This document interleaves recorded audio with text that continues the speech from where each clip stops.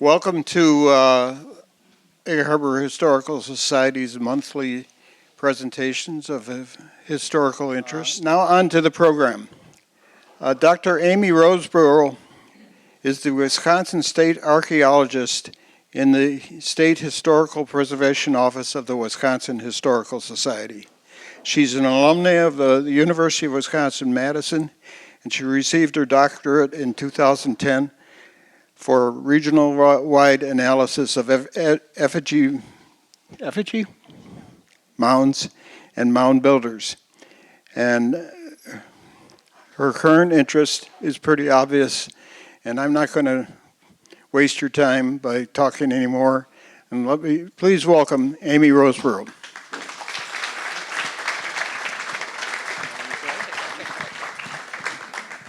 Okay, thank you all. Okay. And thank you so much for the opportunity to get back up to Door County, even if it is tourist season. All right. Traffic's a little more dense than the last time I was up here, which was in April.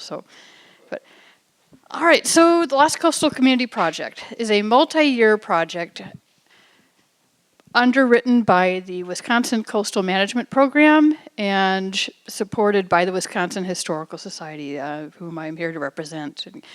We got our start well before COVID, when a family reached out and said, "Can you help us find our ancestors' pier? It's a place called Ronksville, and we can't find it on any map." And we couldn't either. We had, however, read the name before. It appears on an enrollment document for a ship called the Northerner that carried cordwood, and Ronksville was listed as the home port. And at the time, the divers who found that shipwreck had kind of filed it away as, well, that's an odd little mystery, we'll solve that later. And then when the Ronk family descendants came to us, we realized it was time. We had to settle this. So they were looking for this pier. And there's Nicholas and Paul Ronk sitting very nicely on the front of the pier looking at the camera. Built in 1859, operated by the Luxemburger Pier Company, and this kind of was a gas station. Doesn't look much like it, but they were cordwood dealers. They sold cordwood to passing steamships because this is what fueled the boilers, and this is how they made their living. They also used the pier to bring in manufactured goods from Milwaukee, from Port Washington, from Chicago, to supply a tavern and hotel that they owned in Lake Church, just a couple miles inland. So this port was doing double duty. It was an export for lumber products, but also an import area for manufactured goods. And I'm like, okay, that's intriguing. Wonder why it disappeared. And as we're doing the research, try and find anything we can about this community that has just completely vanished, which we did find, by the way, we came across other places that we had never heard of. Nordheim, Yorkville, Amsterdam, and up and down the coast. And realized that there was a huge, huge story that was being overlooked. You'd find a mention here, or a mention there, or maybe it's a place name or a road name. But if you put it all together, it's a massively transformative story. So places like Wilson's Pier, this is near Colarandre State Park now. Gone. What was happening at these little ports changed Wisconsin forever. So this is Wisconsin's vegetation at settlement. So when the Europeans arrived, you can see this green, these coastal forests that are spreading down almost all the way to Chicago. Those forests disappear. So today's land cover. It's farmland now. And this happened in part because of these ports. This was their role, to ship the forest out and bring people in to change the landscape into an agricultural landscape. And it did not take long, within a few decades in a given spot. We know in Door County of over 70 pier complexes, just for this county alone. This is the densest concentration we've found so far. And this map is already out of date. So thanks to research done here, we now know there were multiple piers at Horseshoe Bay. And I'm missing one on the east side up North Bay. They keep popping up in the historic records. The more you read, the more you find. And what are now quiet places, seemingly natural, untouched by humans. You can go there and relax. And you think about it. They used to be incredibly busy little ports with schooners coming and going and lumber and horses and immigrants arriving and steam whistles and bells. All of it vanished with seemingly without a trace. So our project was to see, are there traces left? Beyond the archival record, can we, as archaeologists, maritime and terrestrial, come together and see if we can find bits of these little ports left behind? So tonight I'm going to be talking about 4 in particular, and we'll see the archaeology, and I'll go through the histories of all. I will say that they are all on the other side of this fantastic peninsula because we haven't gotten to Green Bay yet. We've been working our way around. We were supposed to be in Washington Island this year, but with the federal funding freeze, that's been put on hold till next year. And then after that, we hope to continue down and hit Horseshoe Bay and some of our other promising targets on this side of the door. So it starts here. 1840s, 1850. So Ho-Chunk, Menominee, and Anishinaabe, residents of eastern Wisconsin, are forced to sign agreements to move westward. And that opens up Wisconsin's coastline to colonization and settlement. So not all folks left, of course. Many Anishinaabe in particular stuck around. Some found employment in lumber camps. Some continued to live traditional lifestyles, especially fishing on the Lake Michigan side of things. But the dugout canoes that they're paddling are within very short order joined by these, the schooners, Mackinac boats, and steamers, and coming up and down the lake. And they're mostly searching for raw materials and land. In particular, the pineries of the north, so beyond the coastal forest where you get the hardwood for cordwood, you've got the pineries, all that fantastic building material, and then Door County in particular offers stone. Now, colonists and settlers coming in, of course, are focusing on open land, and they start at the south end of the lake where you've got more oak savanna and prairie, and it's just a little easier to move in. But eventually people begin moving north because they're buying some of these parcels sight unseen. They're going to land offices and saying, I want that 40 acres.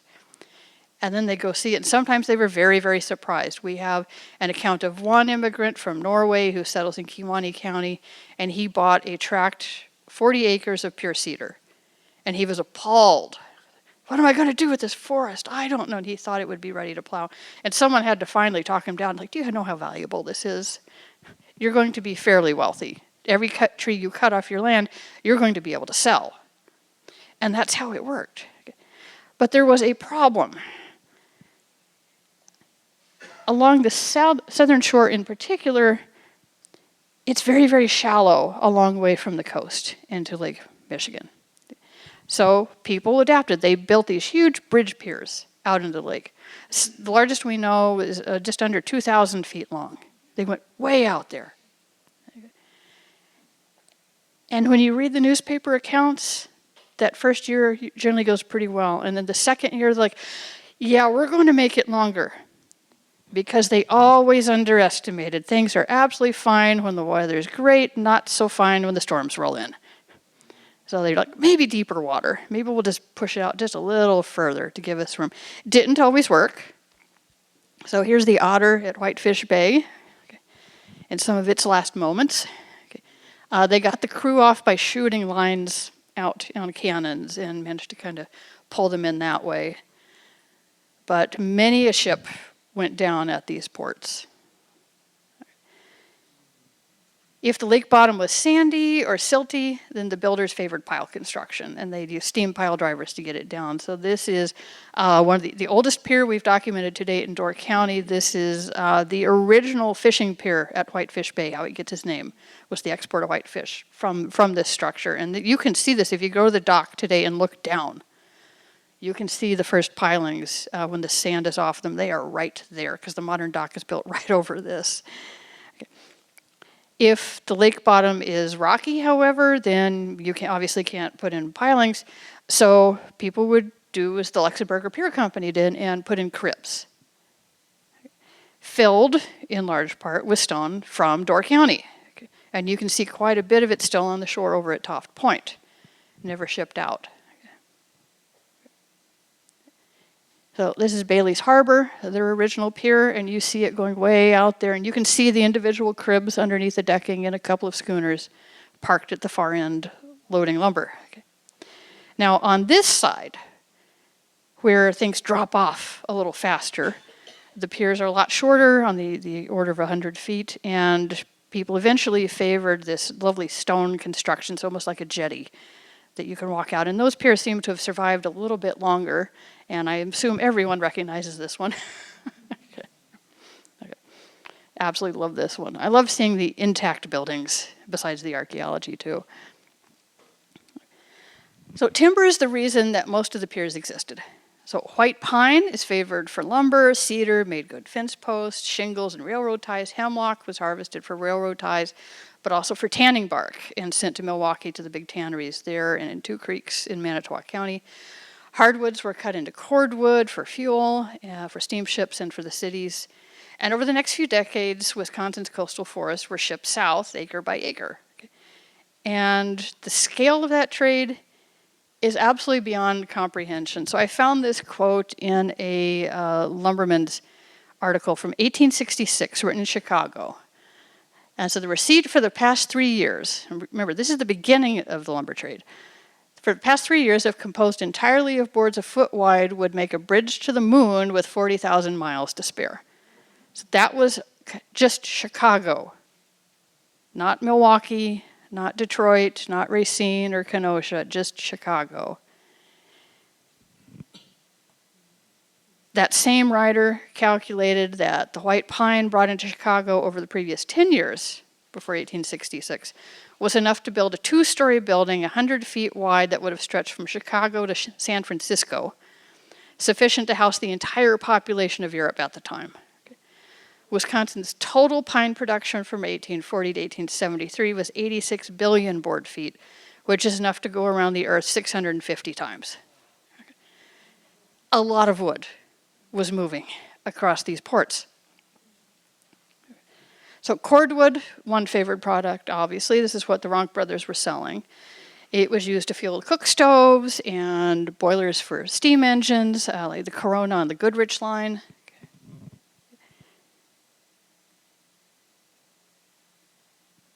But they were also kind of like quick trips. Okay. They're bringing in manufactured goods. Okay. And you see here a couple advertisements for Ports Pier on the left, and over here Rogers, and I absolutely love Rogers' advertisement. I make a specialty of men's underwear, bought from the factory in eastern New York, which I am selling very low for cost or ready pay. And he talks about, oh, I've also got New York coffee too. You see, he had relatives in New York, so he had a little bit of an in compared to some of the other pier owners here. Okay.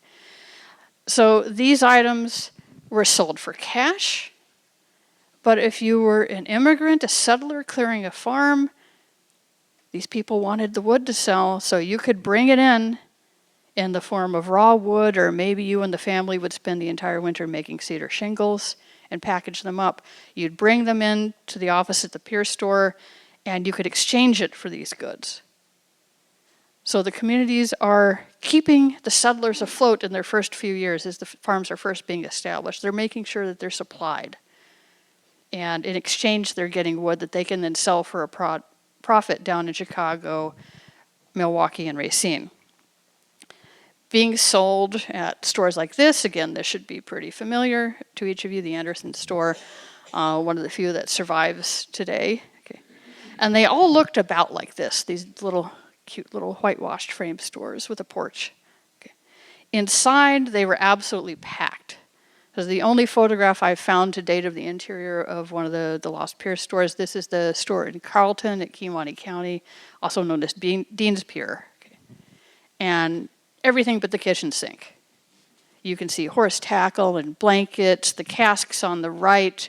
At least one of them contains molasses, and we know this because there was an article in the Kewaunee newspaper about someone being caught. He took a broom that was for sale, and when the storekeeper's back was turned, he dipped the handle of the broom into the molasses cask and was licking the molasses off, and they had to kick him out. So, anyway.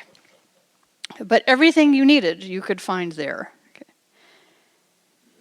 The pier owners are also, many of them, employing their own lumberjacks. And they're bringing in huge quantities. So here's the woods. This is what they're after. Okay. Lumber camps are set up over the winter because this is when travel is easiest. The conditions are pretty brutal, but they are moving huge loads with horses, not oxen, horses, and so they need nice slippery ground to pull these sledges over. Okay. This is not OSHA recommended. Okay. Look where the driver is sitting. Okay. Yeah. There are lots of accounts in the newspapers of people falling off these, of the load shifting, of the horses just going crazy. As you can imagine, this is a hard life for a horse. Edward Decker, who owned one of the pier communities Langworthy in Kewaunee County, had his arm bitten off by a horse. Yeah, I didn't even know that could happen. I have never looked at a horse the same way again. Okay, yeah, so these are angry horses. Okay. They are hauling these incredibly heavy loads of lumber to the ports, often to a little sawmill set up next to the pier, or just inside in the interior. And at those locations, of course, it's sawed into lumber. And that supplies, again, the local community, the settlers as they're coming in, they want finished product as well.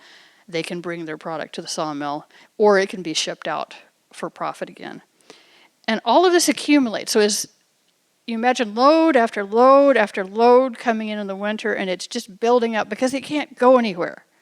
There are no roads here, there are no railroads here that can get this product to the city, so it's all reliant on lake travel, and when the lakes are iced over, nothing's moving. So winter's hauling season, the Teamsters, they talk about traffic jams, just load after load after load after load.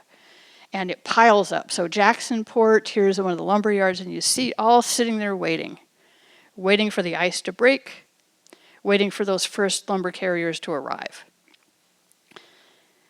They tended to pick for ships older vessels.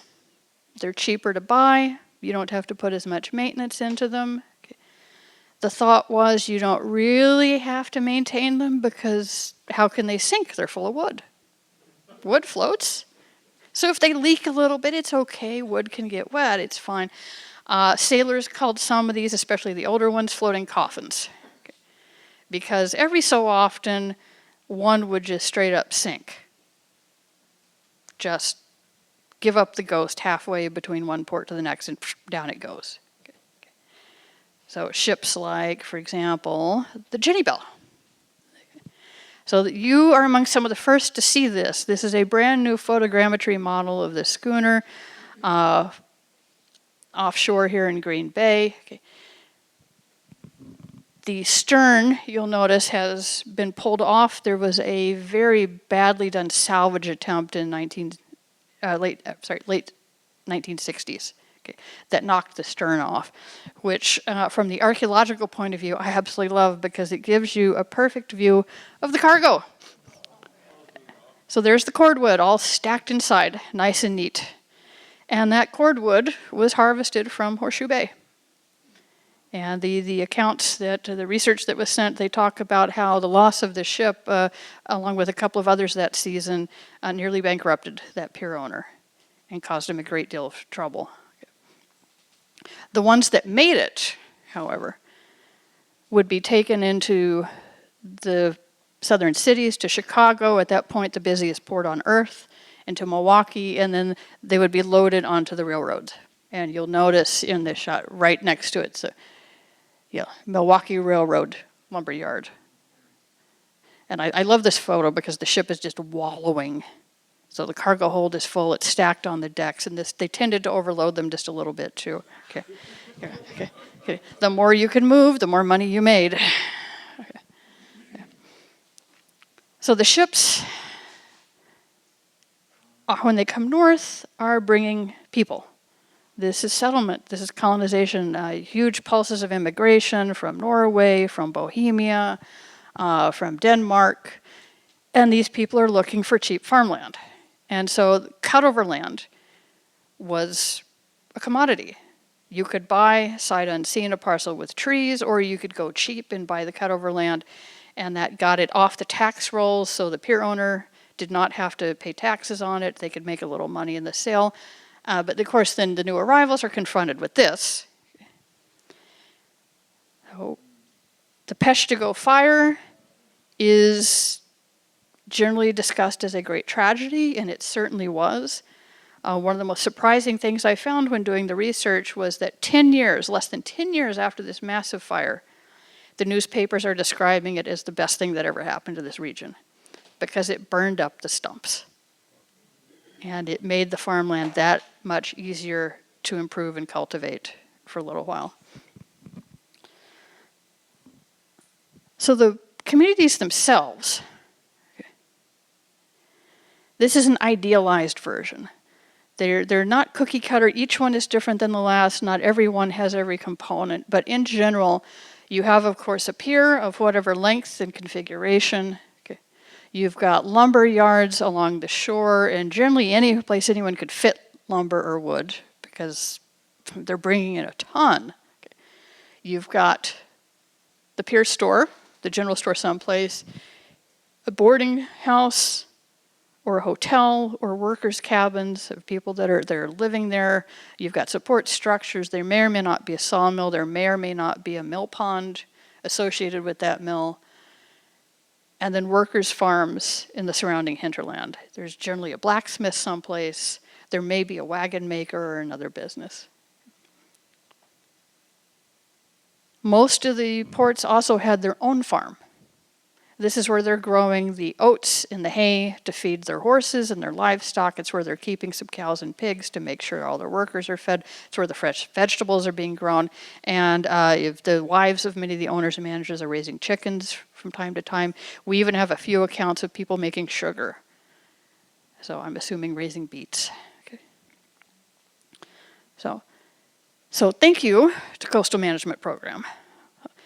So as we've done our research, we realized every single one of these peer communities is telling a different variation of that story. Some of them amazing, some of them very boring, some of them shocking and boring. By the way, that's Higgins Pier, and I couldn't find anything interesting about Higgins Pier and Bailey's Harbor. I just couldn't. Just so dull. Anyway, almost everyone had some hook apart from that one. They're like, oh, this is interesting. This is kind of the heart of this community. So like I say, we'll go through 4 of them. Okay. So we'll start with Newport. This one's cinematic. You know, this one could be a movie very easily. So I'm kind of fond of Newport for that reason. And we are planning to feature Newport in our upcoming Wisconsin History Center, which will be opening in 2027. So we'll be featuring this community there to stand in for our ghost ports. Okay. So here it is, partially reconstructed. We don't have any maps of this community in its full height. So the arrangement of buildings is having to be inferred. Okay. So what is now Newport State Park, which is our dark sky park here in northern Door County, was founded in 1881 by a Teamster and Danish immigrant named Hans Johnson, who set up the pier. Okay. His first attempt was actually at Spider Island. He thought he could link Spider Island to the mainland, did not work. Okay. And then set up this location instead, a much better place. Okay. So Johnson raised enough money to start building his pier southeast of Europe Lake in late 1880, and then founded the community the next year. That first winter was very mild. He didn't have the lake ice he needed to build a good, solid pier crib system. So instead, he put the frames of the cribs together, okay, and kind of slid them out there and lashed a deck on top. So it was sort of floating and kind of being held down by its own weight. And that worked until November. At that point, a storm blew up, and he had 2 schooners loading the Forest and the R.H. Becker. And they all 3, the pier and both the 2 schooners, came onto the beach together. So they stayed there for a while. So this is the Becker in its later years. Johnson wound up kind of, making hay while the sun shone. He bought the Becker because it was cheap, because it was laying on this beach. And he managed to get it refitted with a new captain and got it back out on the lake. The owners of the forest managed to get it pulled off too. Just as they were about to give up on it, they managed to get it off. Johnson rebuilt the pier. He added cribstone the next winter when the ice did get thick enough, and managed to get the pier solidly in. And after that, he made a lot of money, and Newport grew up into one of the largest port communities on Lake Michigan. Between 300 and 500 people lived there at its peak. Okay. It was a nice little town. So this supposedly on the right, this is tentatively identified as Hans Johnson himself, standing out at the end of the pier. And you can see the pier, again, not overly OSHA approved. A little wavy, no guardrails whatsoever. We do have records of horses falling off the piers or getting spooked and running off them with wagons attached. And you're looking down the length of it. You notice, though, it gets wider on the end. This is a turnaround and staging area. This one, the horses come out, you can at least get them in the wagons turned around without them falling in. It's also a good platform to store materials. When this pier was destroyed the first time, it is mentioned that he had several casks of pork and beef that he intended to feed his lumberjacks with, and he had to go find new after the pier was destroyed on round one. Okay. But you can see in the distance piles of lumber and buildings. So that was Newport. Right at the base of the pier was the store and post office. And again, you can see that same nice whitewashed frame configuration with the porch. And notice that there's lumber and wood laying everywhere. Okay, we're going to go back to this. So lumber yards either side, the post office and the store right at the base of the pier. The sawmill would eventually go just off screen to the right. Okay. And if you go to this location today, not a trace of it. Not a bit. Yep, they've kept it open. If you know what you're looking for on the beach, you can see bits and pieces left behind, a square nail, a little bit of crockery, maybe part of a crib of a pier that's washed in. But other than that, you wouldn't know unless you knew. There's a little historic kiosk that's been added right to the middle with pictures, some of these photographs and a little history of the community. Okay. So in 1888, Newport, and you can see their timberlands extend all the way up to Europe Bay. So they've bought as much cheap timberland as they can to log off and to supply themselves. So they are joined by an individual named Peter Knudsen, and he is a fellow Danish immigrant and from a family of lighthouse keepers. Okay. So Peter worked on Pilot Island, Plum Island, Chambers Island. He manned the Peshtigo lightship stationed offshore for quite a while.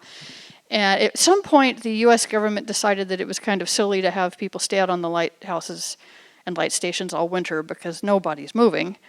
So they should be allowed to come to the mainland where there are other people and they're not going to go crazy. So Peter and his family wind up at Newport, and they meet Hans Johnson. And at some point, Knudsen decides that he wants in on this. So he winds up buying a half interest in Newport. Okay.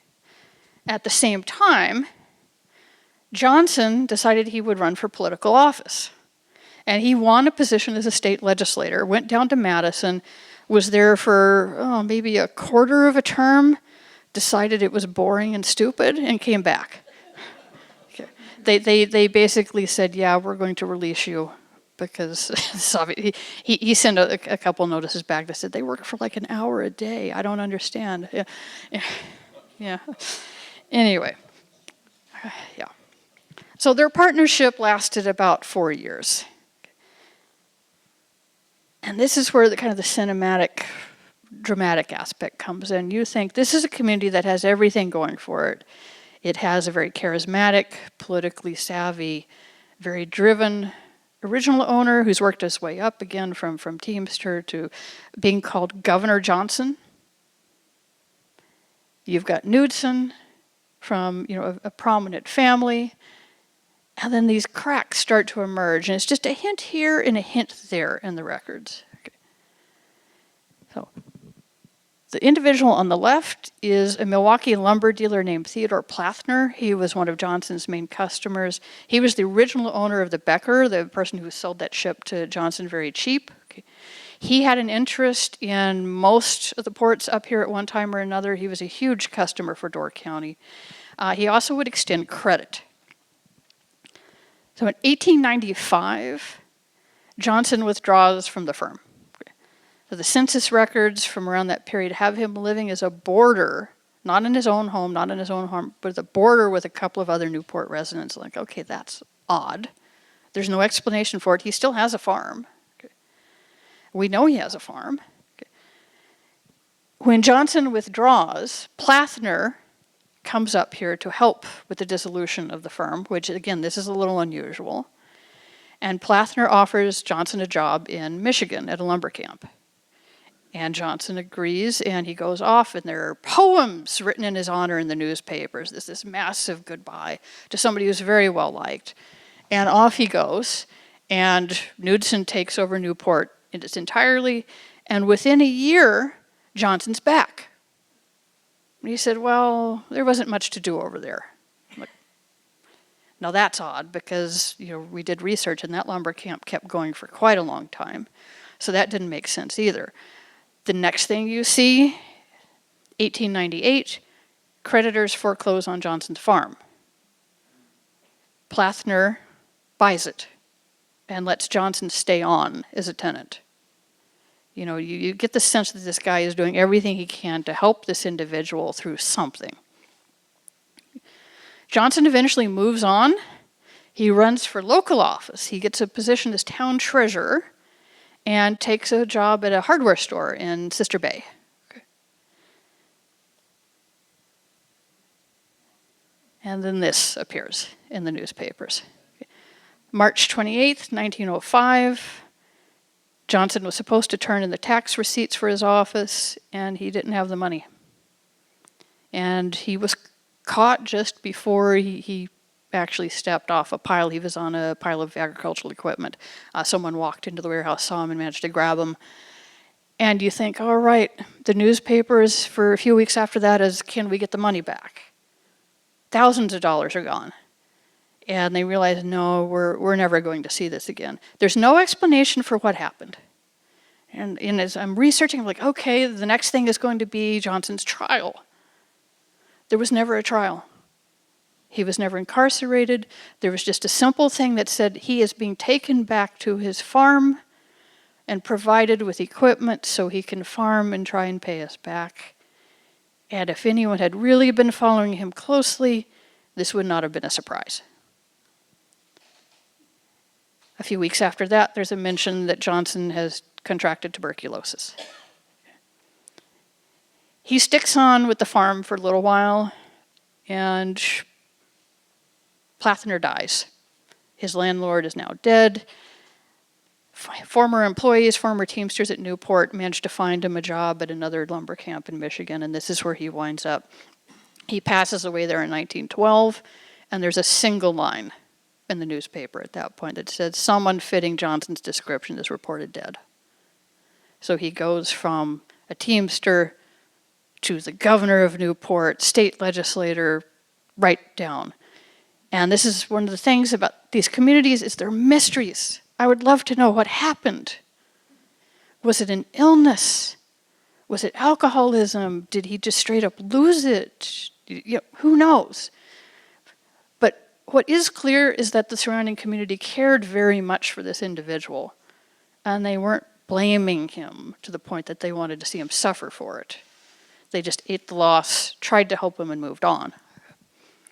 Now, Knudsen, for his part, is still in charge of Newport. And so here's Newport's pier. You've got some horses cooling their feet in the lake. And then you see the cribs, a couple folks out on the pier, and then a ton of lumber parked out on that staging area with the steamship picking it up. Knudsen, when he comes on, he tries to keep things going, but at that point, actually, he came in at the worst possible time into sole ownership. The lumber boom was dying. They were running out of easy timber at that point. So he just wasn't making the money he wanted to. So he went back to lighthouse keeping for a little bit. He tried his hand as a fisherman. It was enough to keep the family going, but Newport itself began, person after person moving away to better prospects. And the community starts to slowly fade and die at that point. And then there's the seeming bit of hope that comes in. An individual named E. Gall, who comes in and buys the whole area, everything from Newport up to Europe Lake.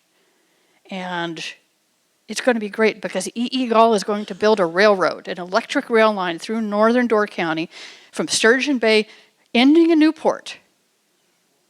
And that's going to bring tourists.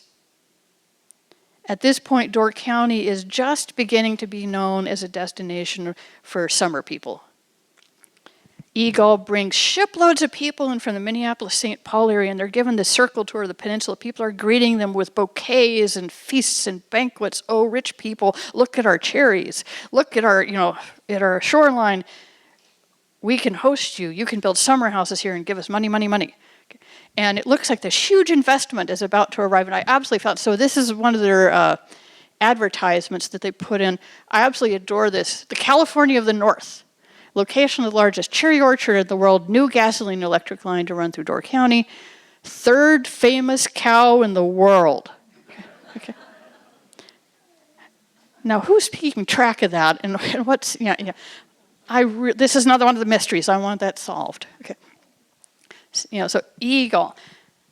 So Eagle actually begins work on a summer cabin near Europe Lake. He comes with his family to spend the summer with the Knutson family. They agree to stay on as caretakers for the property. And then Peter Knutson, it's kind of probably hard to see, files this plat with the county for a new town called Newport. I mean, named streets, city blocks, they're planning on this being the terminus for this railroad, and they're going to sell these. It's going to be awesome. You can see the pier, I've circled the pier there, and this is huge. Okay.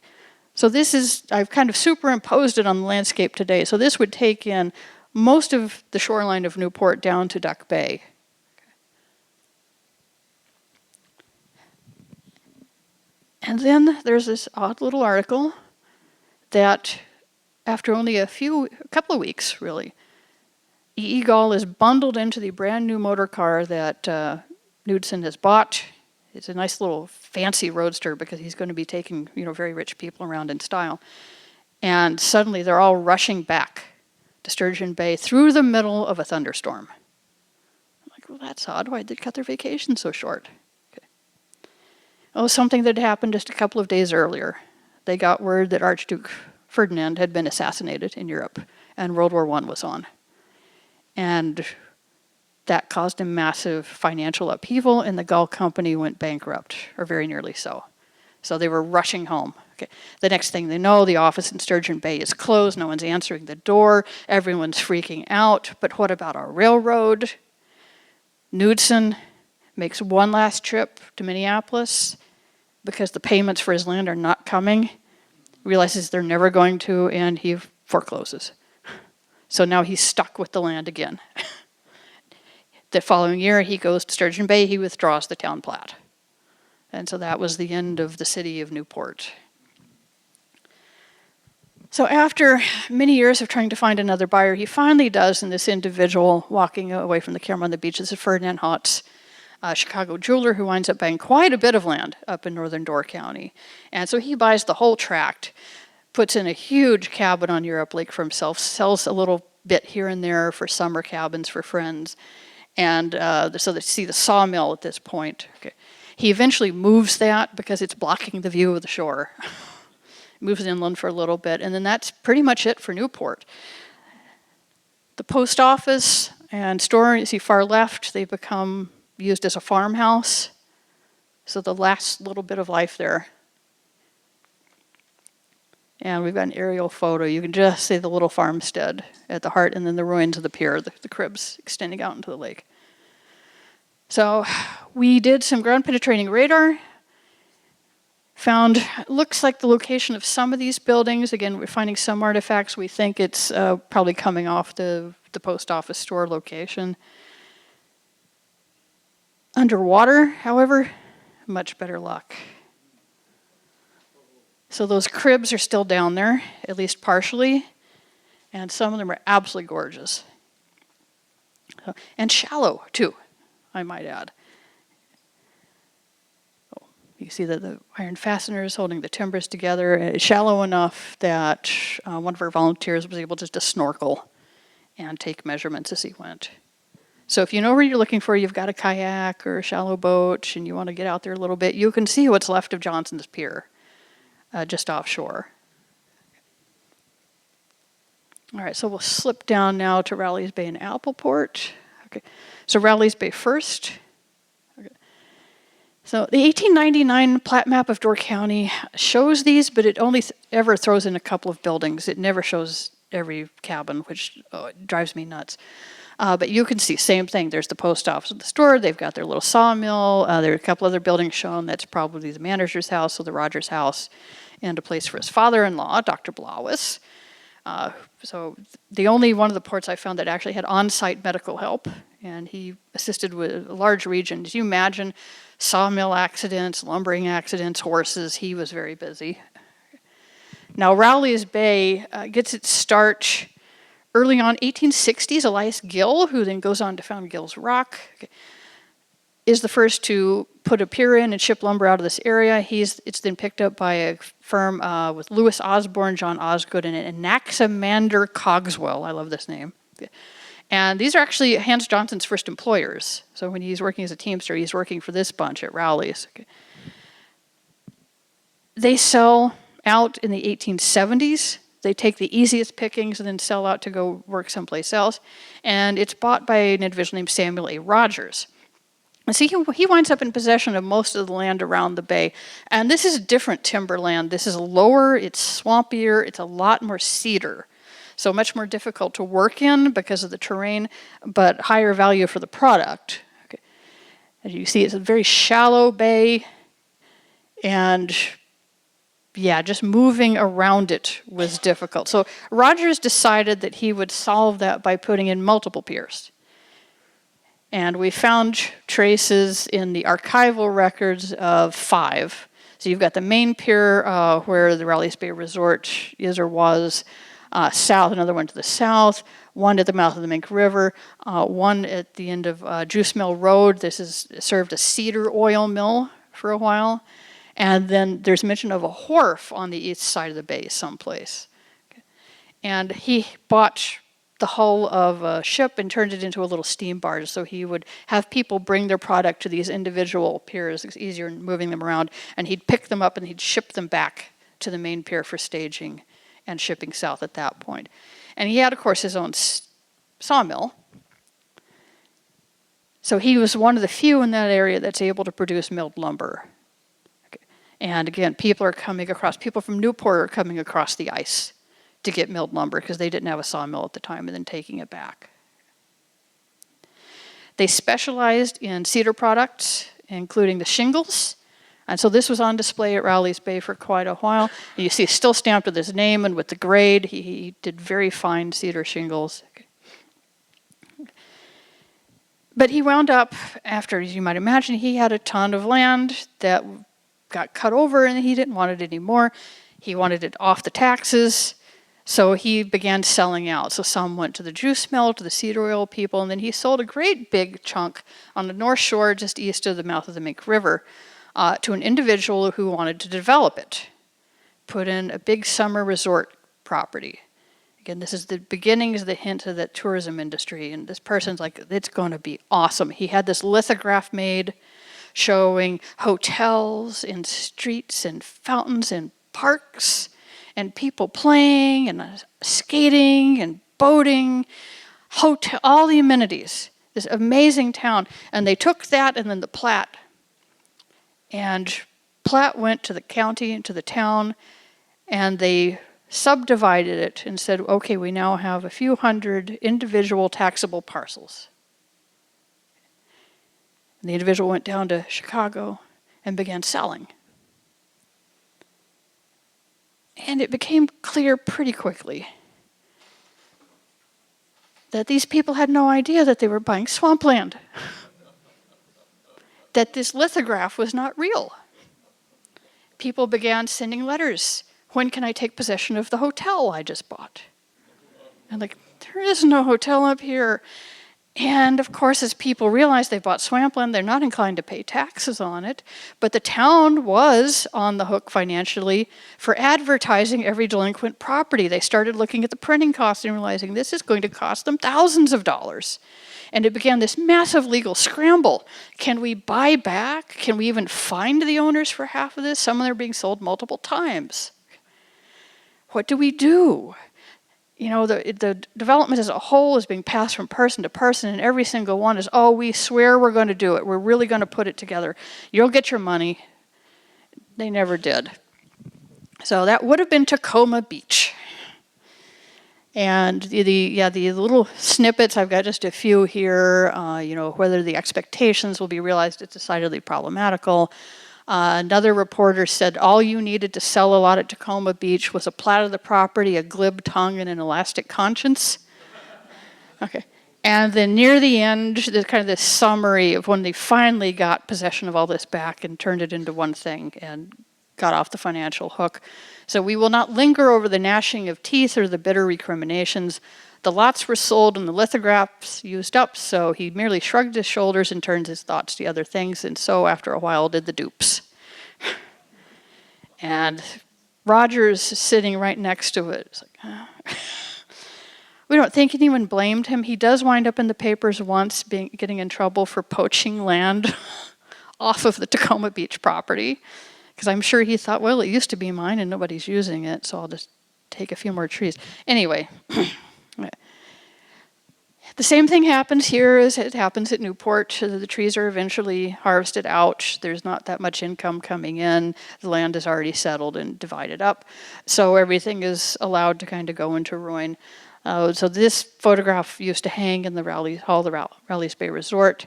And you can see disturbed ground where the sawmill had been. Again, disturbed remnants of the foundation over at the store and post office.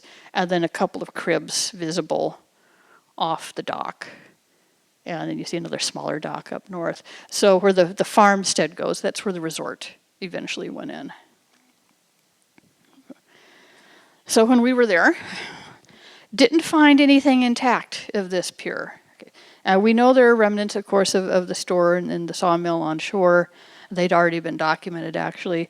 What we did find is that when the channel was dredged on the north side of this pier, they went through the old dock and they destroyed the cribs. So the timbers have all been blown apart and are kind of rolling around on the bottom of Rowleys Bay. So this map is probably not accurate anymore because the weather has rolled them around and moved them. But if you dive down, you can still see, you know, the working and how they were fastened together. Okay. Now, when our divers were out at Rowleys Bay, they were keeping their eyes open for a ship.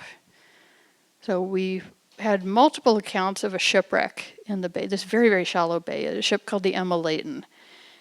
And people had been looking for that forever, and not a trace of it, and our divers couldn't find it either. And I'm like, where is this wreck? It is mentioned in one of those advertisements as wrecking at Porth's Pier, and that was confusing us as well because Rogers owned it for most of its service. He definitely owned Rowleys Bay while the Emma Layton was in service. And like, so where does Porth come in? Was there another pier? Did he own one of the secondary piers? What's going on?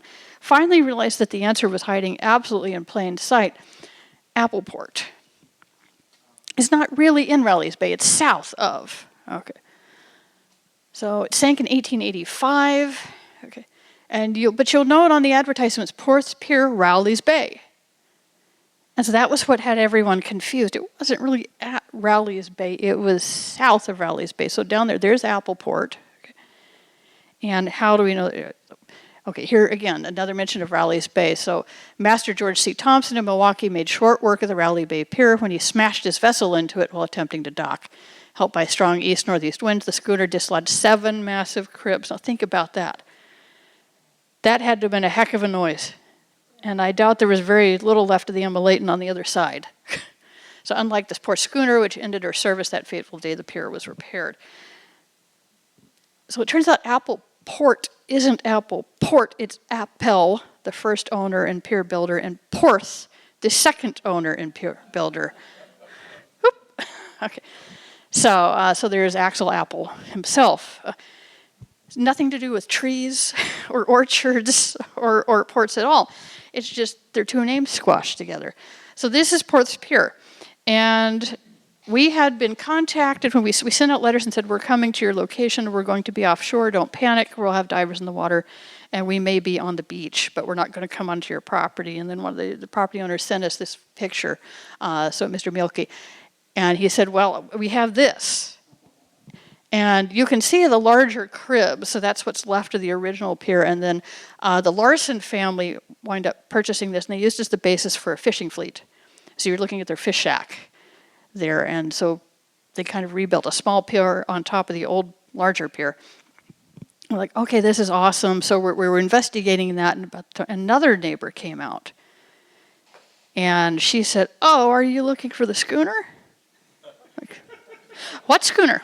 She said, well, if you walk that direction, and it was very shallow, if you walk that direction, you'll come across part of an old ship. She said, I've been thinking about bringing it in and making a kitchen table out of it. No. Okay. So we followed her directions and fetched up right on the centerboard of the Emma Layton. Okay. So there it is. And about the time we were wandering around, so our divers are way offshore. No. The individual whose legs you see there and myself, we were supposed to be onshore running a survey equipment. And when she said, when you walk out there, I'm like, well, I don't ever get the chance to find a shipwreck. So, splash, splash, splash, splash. And because up to our waist. And like, sure enough, here it is. And right as we're doing that, I'm holding the walkie-talkie, and then I hear, hey, we're finding shipwreck parts out here. And so bits and pieces of rigging, fasteners, over actually probably where it struck the pier. And so as far as we can tell, it left a trail of bits, all the way across that area as it came through. One of them caught the attention of one of our volunteers, and he about lost his mind. This is part of a steam engine. This would have been for a small portable engine, the kind that would have been used to run agricultural equipment or potentially a sawmill, a small portable mill. And so he's been doing research on this part, is very, very enthusiastic about it. Okay. So we don't know if that was on board the ship or if it was on the pier when the pier came down. Okay. Okay. So we'll jump down a little bit. Mud Bay, Toft Point. This one is a little bit different. This is the last I'll talk about tonight. It's a little strange because this one wasn't a lumber port. So Toft Point was the location of the Mud Bay Limestone Quarry, so operated by a group called Buckley and Wing Limestone Quarry of Manistee, Michigan. And they used Toft Point as a source for limestone and dolomite that was then shipped over to Manistee and fed into lime kilns there, so starting in 1869. The company had some financial issues. They wound up going into foreclosure as creditors came across them. The workers, including the manager, a man named Thomas Toft, sued the crap out of them for back wages. It's just lawsuit after lawsuit after lawsuit. You owe us money, you owe us money, you owe us money. The firm eventually squeaks through, but barely. And in the middle of all the lawsuits, they sent a ship over to load stone. This is while the Toft property had been seized for money owed. And some locals saw them, probably Toft himself, and tipped off the local sheriff. And the sheriff got a group of people together, and they showed up on the beach and said, you're going to put that stone right back. And there was a little bit of a fight, but eventually the stone went back on the beach. And the newspaper article said, we sent them back to Michigan, convinced there was such a thing as a law in Door County. Which I always like that. So this one was set up just a little bit differently. There was no pier store here. There was a large boarding house. There were workers' cabins for families. They're just off the map on the south here. They'd be just out of frame. Okay. You had the quarry itself. And then the dock, instead of a great big pier, was a massive stone wharf with timbers intermixed with it because, of course, very heavy material is being moved back and forth over it, and it had to stand up to that. The Toft family put in a lime kiln of their own, The family lore had that this was only used twice because it didn't really work, but still there when you visit Toft Point. The quarry walls are absolutely visible. You can walk around the old quarry. Okay. And my favorite thing, because archaeologists get excited, let me see if I can get this to work. There we go. This great big pile of stone. This is quarried and piled ready to be shipped. And never was. So quarry went out of operation before this could be taken to the beach. So the Toft family descendants have happily they were loaned us this photograph. So this is the boarding house. After the quarry kind of shut down, Thomas Toft, the manager, eventually gets it. He runs the quarry for himself for a little while after Buckling and Wing pull out. When the quarry shuts down, he turns this into his family home. So the Toft children are raised here. And this is Emma Toft, one of his daughters out front. Okay.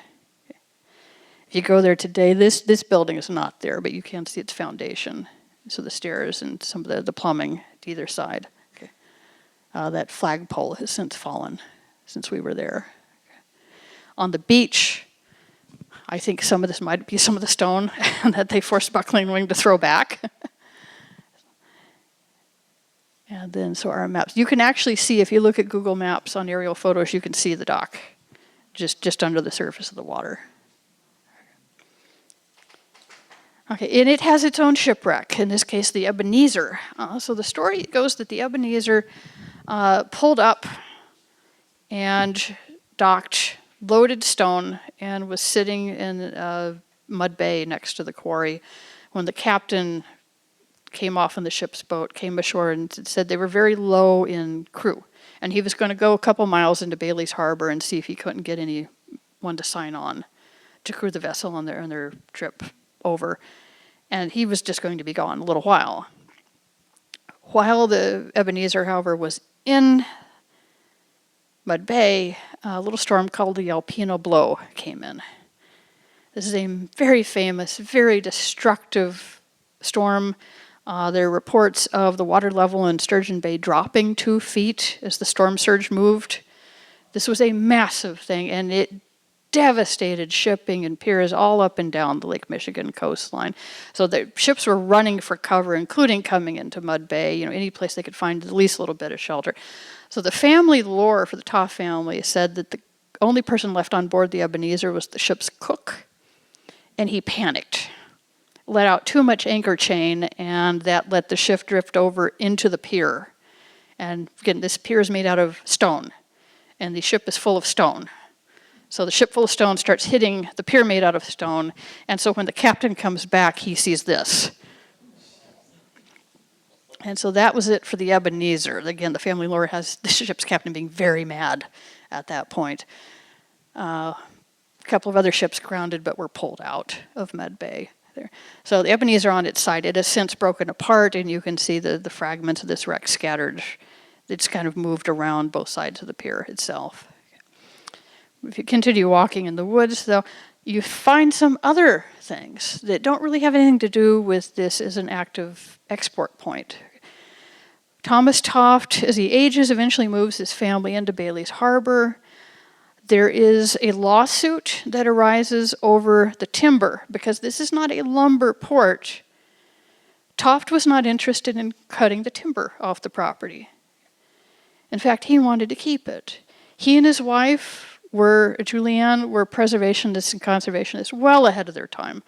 The Toft family history, they talk about how when the local cook decided she wanted to make frog legs, Julianne sent her kids out to scare all the frogs away, to save them, So all the children, all the siblings get this conservationist ethic. And in the meantime, Moses Kilgore, one of the pier owners in Bailey's Harbor, all their neighbors are eyeing that timber, and they're thinking, what are they doing? What a waste. This is money. And so the property lines start moving a little back and forth, and Toft is running people off, and it winds up in the courts. And it goes on so long that the parcel of land becomes known as the Fighting 40.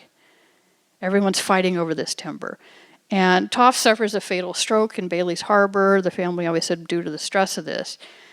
But that left, it took a little heat off the family because everyone's like, they've suffered enough, and pulled back a little bit. But it also left them like, okay, what do we do? How do we make money? How do we support ourselves? And Julianne has this idea. This is 1919, and she's looking around at everything else going on, and she's like, well, there is another renewable resource we could turn to. Those folks from Chicago. What if we turn this into a resort? So the Toft Point Resort, they switch their family home back into a lodge, to a boarding house. They build some very small cabins. They put up this ice house. You notice it has no roof because it never did. This was so they could pile sawdust on top of the ice and let the water soak it and keep it insulated. Built these little cabins. And it was rustic. I've been in one of the cabins. There's enough room barely to turn around and lie down. That's about it. No running water. But the family would cook the fish you caught. Emma Toft was famous for her pies and for cedar plank salmon brought out of the lake. And by all accounts, it was a fantastic place to be. But because it was never logged, it's also one of the most beautiful places. Some of the last old-growth, original, timberland left in Door County. And then she and the siblings, of course, get it set aside as conservation land along with the Ridges Sanctuary next door. So that is Toft Point. And this is what happens eventually. Yeah, if you know where that is, I really need to know. It might be Scott's here. Might be Scott. This is, okay. Yeah, Ferdinand Hotz's photo collection. It is not identified as to the location. It's Dan Kohler's son, or Ernest Dan Kohler's son. It's a picture that came from the Dan Kohler collection Okay. at the Door County. There, okay. All right. All right, Scott, which we could find no trace of, by the way. Scott's here, or it would be possibly in Clay Banks. Okay. Sturgeon Bay. Near the, okay, southern. Okay. Thank you. That's the one mystery solved. I know we're going to find some great stuff up here. All right, so this is what happens eventually to all of them. Once they're abandoned, they're not being kept up, and the lake ice and the waves and nature takes them plank by plank and crib by crib. But again, like I said, if you go out to Newport, you can find bits of the cribbing on shore, half sticking out of the sand. This is how we found Ronks Pier. So going right back to the original survey, we never found any intact traces of the pier offshore, but we found parts of it onshore. And so Jonathan Ronk and David Hearn, the current descendants of Paul and Nicholas Ronk, we were able to clear off some of that cribbing, some of the decking, and they were able to sit in exactly the same positions as their ancestors in that first photo I showed you, and we took some pictures of them, and they were oh so happy. But eventually they fade out. And as the buildings come down, some are relocated, some burn, some are just fall to pieces. In many cases, all you have is a road that might have an odd name attached to it, like Sandy Bay Road or Nordheim Road. And that's about the only trace left. And in the case of Ronksville, we found it on one map from 1866, done by the U.S. Army when they were charting out the coastline to see where harbors could go. That was it. So almost completely lost if it had not been for family memory. So with that, huge long list of people to thank, all the way up and down, including Coastal Management, who helped fund the project, and I hope will be able to fund us in the future. And thank you oh so much for having me here to talk about it. Okay, thanks.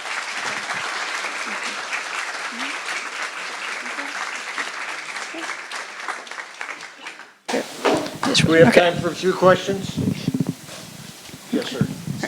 So, is Wisconsin noticeably different than the other Great Lakes regions as far as deforesting and then turning it into farmland? It was going on in Michigan. Okay, and there are ghost ports that we're seeing mention of in Michigan as well, and I would love to get somebody on their side of the lake to pick this up. So it was happening. Okay. How far inland it goes in Michigan, I'm not sure. Obviously, it's not affecting the Upper Peninsula too much, but on lower, it should be doing some of the same things. Okay. Yeah. Okay, yeah. When was the Alpena blow?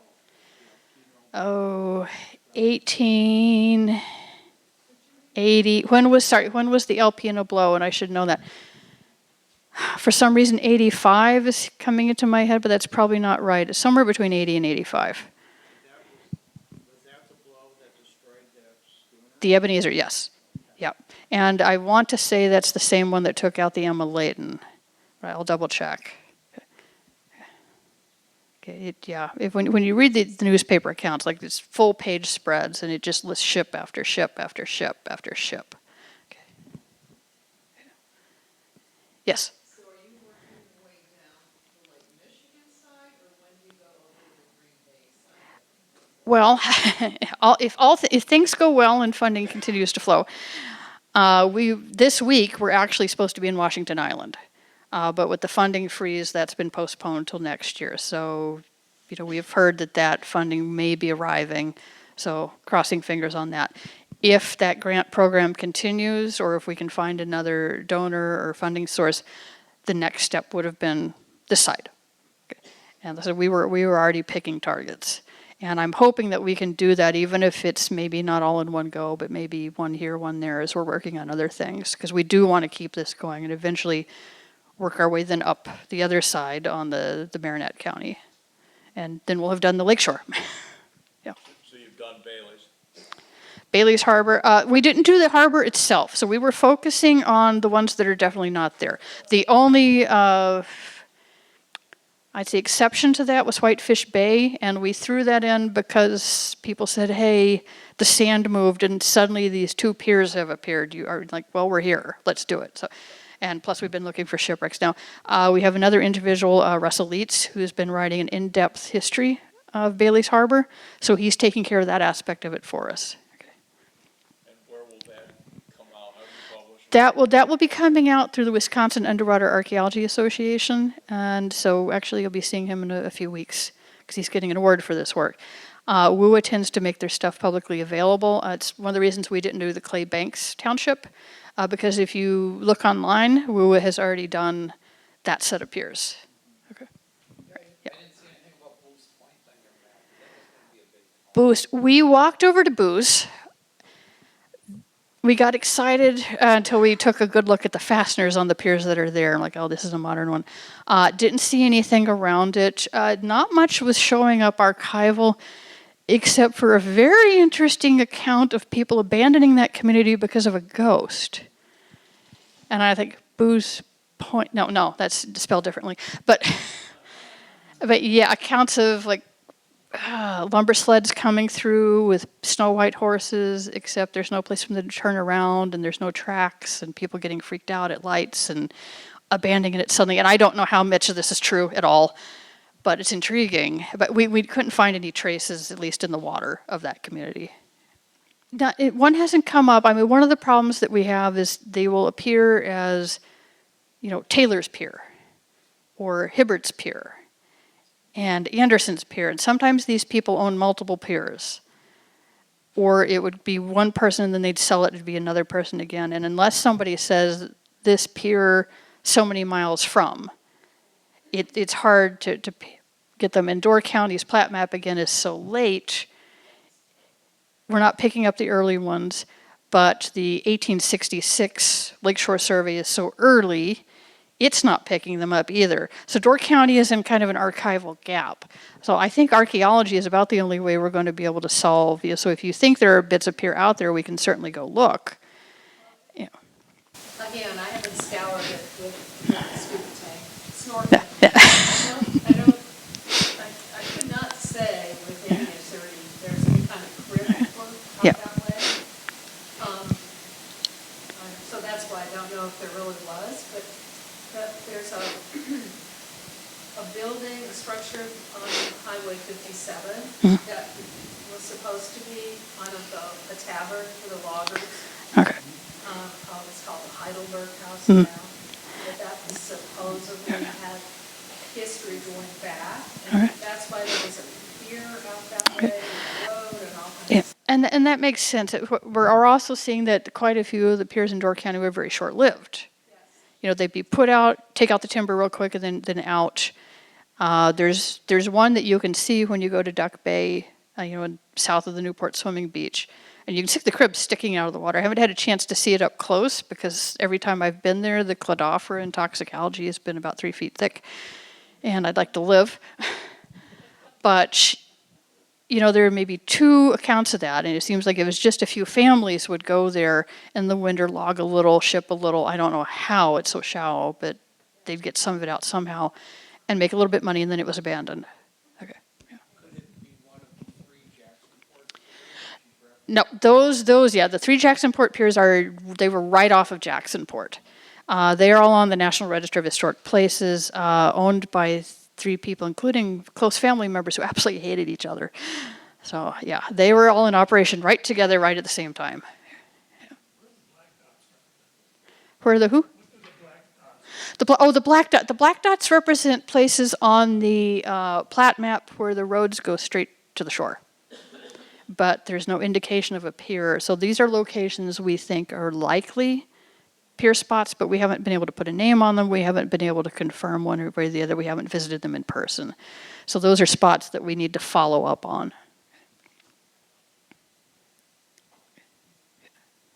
Yes?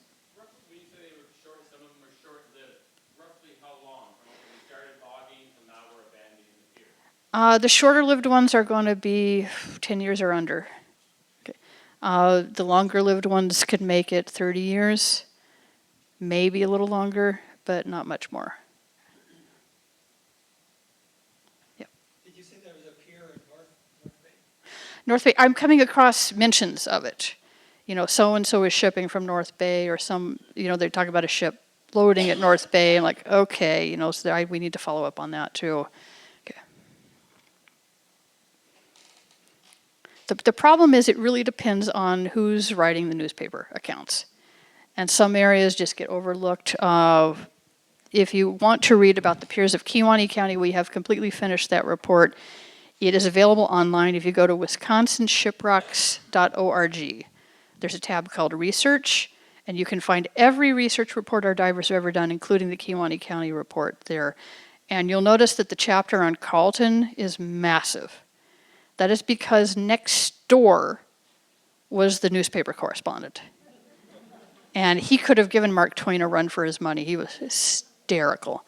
So we have a huge history of Carlton for exactly that region, but not far north is a little place run by one individual, and we know next to nothing about it. It appears on some maps, but nobody ever thought, let's write about Henry Grimm and Grimm's Pier. We just have a couple of mentions, and that's it. But the most notable thing that ever made it into the papers was the time a horse got spooked and ran all the way off the end of the pier.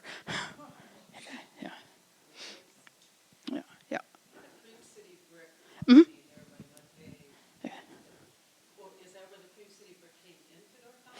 No, that is a little pier that is jutting out of land that is owned by the Cream City Brick Company. So we think they may have owned some timberland themselves, maybe to bring in fuel for the brick kilns. That looks right at the spot where Hughes Point. Yes. Yep. Yep. So how about Horseshoe Bay? How many confirmed piers have you found there? We haven't found anything. So the research, because we haven't been there yet. So the research that they've for the Egg Harbor has done is they've transcribed every mention. And having done this is an incredible amount of work. They have transcribed every mention of Horseshoe Bay that they could find in the Door County Advocate and other papers. And as I'm skimming through, and this is something I would have to really sit down with, you see names coming and going, but there are also mentions of the old pier, the new pier, a pier being north of a former location. So that's going to be one of these where I'm going to have to do basically a murder board and say, okay, this person in that spot and here, and okay, this land ownership, and try and figure it out, but we're not there yet. Okay. Okay. So thank you. Well,